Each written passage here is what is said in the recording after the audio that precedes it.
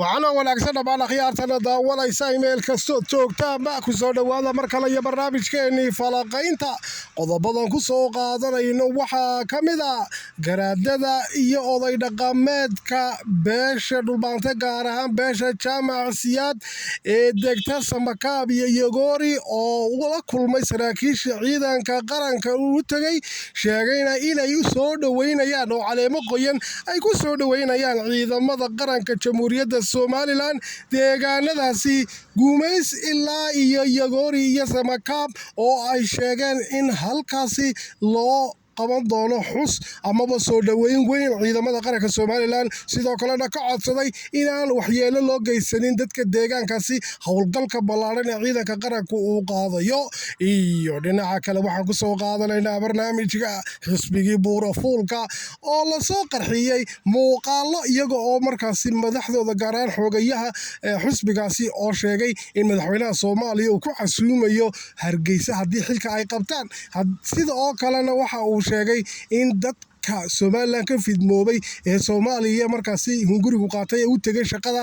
ay yihiin dad wanaagsan oo aan iyaga agtooda aanay xumaan ka ahayn dadkaasi markaasi qarankooga ku gafay waxaa kaloo ku soo qaadanaynaa barnaamijka xisbiga buurafuulka oo hadda iska dhigay ceebka saliim ninkii xirsi ee cayidaba laga bartay ee ninkii geeda baray ee abaalka weyn ku lahaa ee adeerkii ahaa ee siinaaye ahaa cayida buwaagta ugu miisay oo maanta iska dhigaya muumin hadda soo dhashay oo yidhi cayidaya aflagaadadu ma banaana waa xaaraam waa qalad ahaya oo markaa kooxihii isagii cira ay sameeyeen ee beesha habar awal ka caayi jiray 7 sannadood ee lasoo dhaafay baraha bulshada oo hadda markaa ay abaabulayaan kooxo dhalinyar ah oo hoteelka dhoolayaro xalay tolo lagu qabto la yidhi habar awal cayida ha joojiso xaggay habar awal ku caayi jirtay garxabis waagaag waxaa soo qarxin doonaa cira oo markaa hadda ka dhaartay nimankii 7 sanadu lacagta siinayay ee uu lahaa caaya beeshaasi oo hadda uu yidhi anigu shuqul kuma lihi iyo dhinaca kale cira oo lasoo qarxiyey oo lasoo bandhigay sawir uu la galay siyaad bare oo markaasi uu u magacawnaaba ileen gacanyaraha dabargoyntii lagu hayay dadka isaaqana kamuu damqan jirin wuxuu ahaa jaajuus hoos fadhiya baa la yidhi markaas siyaad bare sawir caddaynaya ayaa lasoo bandhigay cira waa lasoo qarxiyey barnaamijka ku soo dhowaada qodobada iyo qodobo kale ayaa ku soo qaadanaya waa hagaagaan ku bilowna barnaamijkee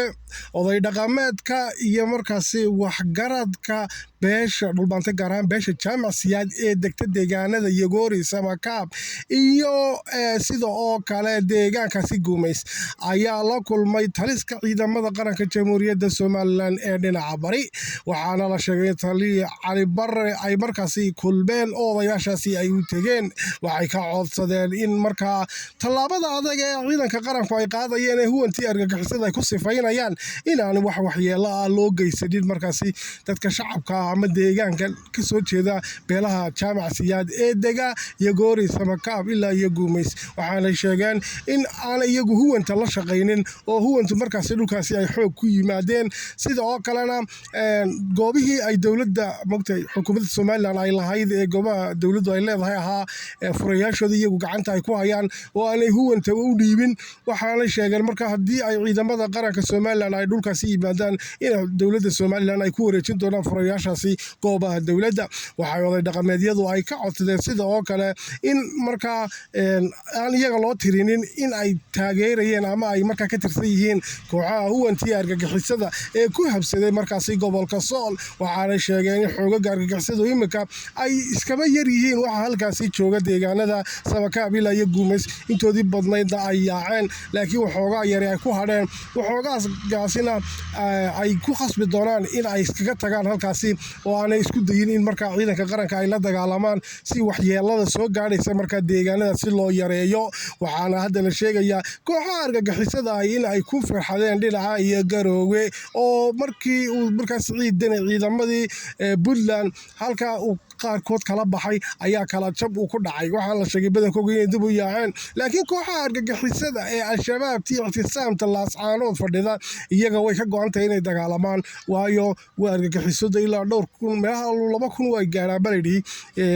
oo markaa ilaa buuhoodlay ilaa iyo laascaanood ciidanka al-shabaabta iyo marka ictisaamta ah ee cabdimadoobe ka amar qaata kuwaasaa markaa laga yaabaa inay dhufays ka galaan dhinaca iyo laascaanood laakiinse deegaanada sabakaab ilaa iyo guubays waxay sheegeen odayaashu in ay iyagu taabacsan yihiin jamhuuriyadda somalilan sida oo kalena markaa waxaa la sheegay hawshan inuu soo fududeeyey taliya maad cambaashe oo markaa arrinkan aad ugu ammaanan baa layidhi odayaashaasina markaasi ay u soo marsadeen codsiga ah inay taliya cali barre la kulmaan waxaana la sheegay mas-uuliyiinta ama saraakiisha ciidanka qaranka somalilan odayaasha inay aad u soo dhoweeyeen oo ay u sheegeen marka waxyeelo inaanay shacabka u geysan doonin weligeedna aanay dhaqan u lahayn ciidamada qaranka somalilan inay shacabka dadka reer sul waxyeeleeyaan weligoodna markaasi aanay waxyeelo u geysanin oo marka ay yihiin dadkoogii sidii walba u dhowri jira u dhowrayaan laakiinse ay ka fogaadaan inay hoy u noqdaan ama ay argagixisada ku soo gabato odayaasha ayaa la sheegay markaa inay ballan ku qaadeen in argagixisada kooxaha huwanta halkaa ku gabanaya iyaguna markaasi ka oran doonaan ka baxa deegaanka iyaga oo inta yara ku hadhay meelaha 200 baa layidhi oo meelaha ku dhuumaalaysanaya ama 150 askari baa jira kuwaasi oo markaa ay sheegeen odayaashu inay khasab kaga dhigi doonaan inay deegaanadooda u baneeyaan maadaama cuyuudda xooggan ee ciidanka qaranka jamhuuriyadda somalilan ee hadda ku soo foole waa hagaag dhinaca kale habeen dhaweed waxaynu arkaynay ninkii ciro iyo xirsi oo iska dhigaya markaa awliye yar oo ceebka saliim ah nimankii cayda ku caanbaxay horta waxaad ogaataan cay buug lagu qoro oo markaasi fadeexadii adduunka iyo markaa wax lagu yaqiiqsado cay kasta ninkii u miisay adeerkii haddaba ninkii soo geeda baray ee kala baray dadka annagu xirsi baanaan aqoon meel yaraa kolajo halkana sid kale odhan jiray balaha ayuu joogi jiray dahabshi iyo meelaanu iska joogjoogi jiray cidna may aqoonin ninkii ku geeda baray adeerkaas siraayuu ahaa ee markaa abaalka weyn kuu galay ee siyaasiga kaa dhigay xaarbad ugu foordhaqday oo adiga cay u miisay ee buugga ku qoray haddii cid caayayso oo markaa aflagaada samaynayso ninkii dadka u baalaleeyey ee cayadaasi bugaagta ku qoray adigu ahaa wallaahi xirsi maalintan anigu ninkaasi ka xanaaqay ee aan ka niyad jabay ee aan arkay inuu abaallaawo yahay bilaa abaal aan mogtahay la soo dhowaysanin ee aan markaa sumcadiisa siyaasi ahaan halkaasi ay ku burburtay ee ninkaasi aan la coloobay ka soo horjeestay waxay ahayd wallaahi beenaydiima sheegayo markii aan arkay isagoo siiraayo buug cay u miisaya aniga waxba igama gelinoo midna markaasi dee ima kala dhowee laakiin maxaan ka xanaaqay waxaan ka xanaaqay baa ah ninka markaa adeerkiiya ee abaalkaasi u galay ee mogtahay dadka baray ilaahay baan ku dhaartay been ma sheegayo haddii xismaanta iga hor ima laanugu feer baan yani gacaman u qaadan lahaa waayo warma ninka ku adeerkaaya ee abaalka kugu leh ee mogtahay dadka ku baray ee siyaasi kaa dhigay bal ka waran caqligiisa siiyey cay u mis oo buugaa ka qor oo fadeexadee yacni qof bini aadan oo shisheeye ahna wallahi sidaa uma galeen waayo ma garatay dee qofkan abaal buu kugu leeyahy oo moogtahay adoo waxba ahayn buu wax kaa dhigay yacni xitaa xaqu kugu leeyahy ilaa aakhiro wallahi ku daba socda haddaad nin diilata dee ictisaab baa too diin ma liide un gurigaa ku shaqeeye dadka xasuuqidoodii waynu sognahay al-shabaab iyo ictisaam waa isku mide waxa weeyaan haddaad inuu diin leedahay dee cayb buugaa kumaad soo qorteen xirsiyow taa aan iskaga imaado waxaad tiri cayida waan nacabnahay dhaqanna uma lihin afartaad u sheekeynaysa horta ictisaam bay haayeen oo nin shalay ka faalloodo ku noqon maayo ee tiri reesha doob bay haayeen laakiin gruubkaagii bay haayeen waxaan kuu sheegayaa cay oo dhan ninkii horsaday adigu ahaa qodobka labaad ninkii ciro oo 7 sannadood ama ha ahaadaan qaar usalaadiin ku sheegay ama qaar dibadaha jooga bulaacadii 7 sannadood beesha habar awal caayay mushaharka siinaysay baa tiri anigii baba talaana waa been markaasuu xilsina ku yiri ninka muuminka baan wadana waa hagaag xalay tolay markaa dhoolayna dhalinyar isku keeneen beeshii habar walba hadana lagu been abuurtay leeyahay hadda waa tii 7 sano la caayay aamusneeda la yaabana ayaa lagu yiri joojiyo cayda beesha garxajis bal wanjalaada intaa la hagaag halkeeway habar awal ku cayda garxajis waxba ku anu qabiilada kuma sii talax tago laakiin wadaniyo waxa weeyaan anu garxajis weyga amaan oo rag moogtay wanaagsan way ku jiraan oo qaranka badda moogtay difaaciisa ka qayb qaataan ragga sheeganaya waa garxajis wadani wala hadlayaa ree wadaniyo dhoolayara sanad xalay isku keenteen afar aad tiraadeen waa habar awalo aad ku moogtay filinka ku batalayseen oo ku awrkacsanayseen waxaad tirahdeen cayda joojiya goormay habar awal caytantay oo aniga ilaahay garanaya baad ka tirahdaan intaad keligii qabataan shirjiraayid reer wadaniyo annagu caydi waan joojinay intaasaad reer fadiyahayd laakiin habar awal cayda laga daayo waxay goormayda caysi qodob kale intaasaa ku dhaafaya waagaag waxaa la soo qarxiyey ninkii Ciro oo la sheegay inuu jaajuus weyn buu ahaa Siyaad Barre oo markaa uu kabaqaad weyn u ahaa muuqaalka sawirka halka idii ku muuqda ilaa iyo hadda waxa la isweydiinayay war Ciro maxaa 18 May uu diidan yahay maalintaas waynu bedelaynaa isagoo dhowr kilib laga hayaa isagoo leh markaa looma dhama waanu ka gaban jiray 18 Mayada iyo moogtahay maalinta aynu qaranimada la soo noqonay alayla maalintii weyd baa lagu arkayo waa la soo canaantay waxa lagu yiri war doorasho la gelaya ayaan qodob kale aga helinay inamari baa lagu yiri moogtay adigu waa muuqaalka waxa ka idin ka muuqda waxaad ka arkaysaan sidoo Siyaad Barre kabaqaad buu ahaa la yiri marka qoliyo jaajuuska ahaa ilaa 99 Soomaaliya u shaqeynay iyadoo duntay oo lagu kala tagay moogtay dawladii ilaa haddana waxa uu aaminsan yahay Ciro in markaasi Soomaaliya la mideeyo isaga xirsi waa isku madda xirsi waa intisaamo isagu waa wakiide imka wada hadalada Soomaaliya Soomaaliland ka bilaabay buu haayo wada hadal ma aha dadkeenu ba wada hadal lagu yiraahdaa waa dib u heshiisiin bay ahayd عبوا كقاطع 40 مليون بوقاطع يوم وقت قرن كيسي يبسد حرسي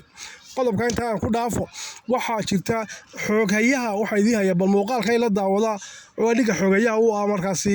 wadani waxa uu yiri madaxweynaha Soomaaliya waan soo dhaweynaynaa Somaliland markaasi uma kala socna in marka ay mideeyaan waa mowqifkooda waa nimanka wada dhukuran waa isku wada mowqif iyaga iyo marka xirsiga bal la daawo klibkan يا أنا وعيب كنت شفت معك هدوم مدحوينها الصومالي ما مدحوينها الصومالي ما مدحوينها الصومالي يا dad kan waa dad Soomaaliya af Soomaali bay ku hadlaan diin baynu wadaagna dhaqan baynu wadaagna taariikh baynu tartu xaqiiqada meesha taala waxa weeyaan Soomaaliland aanu dalnaa haddii dadka bini'aadamku xaqiiqada waajihi waayo oo dabadeetana maxaan ku dhahday sidii tahay uu ka qaban waayo maxaan ku dhahday wuu lumaya sidoo kale dawladna anigu tan ka hadlay waxa ay ahayd markaasi dadka Muqdisho jooga oo baarlamaanka Soomaaliya ku jira oo laakiintiisa Somaliland ka tagay qaar hore ugu jireen Hargeysa joogan oo maxaan ku dhahdaa ka soo noqday qaar hadda tagay oo baarlamaanka maxaan ku dhahdaa ku jira ayaa jira ra'iisul wasaare ku xigeenka ayaa maxaan ku dhahdaa Somaliland ka soo noqday fikradiisii uu bedelay Soomaaliya tagay macaayo afkeygana ma aha inaan caayo maxaan ku dhahdaa aan raahdo hilib doontii bariis